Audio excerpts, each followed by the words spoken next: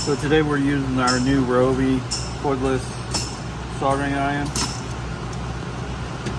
and heat gun, hot air gun. We're gonna be fixing this wire on this engine harness. So the soldering's nice and hot. I'm gonna put it right there on the wire. Heat it up.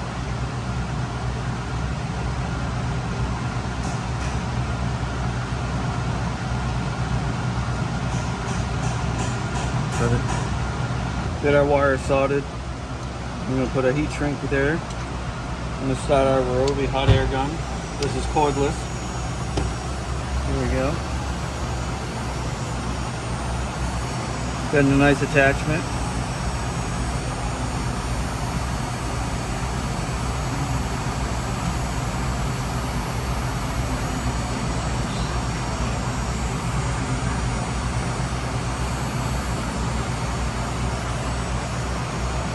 There you go. Works like a dream. Nice and portable.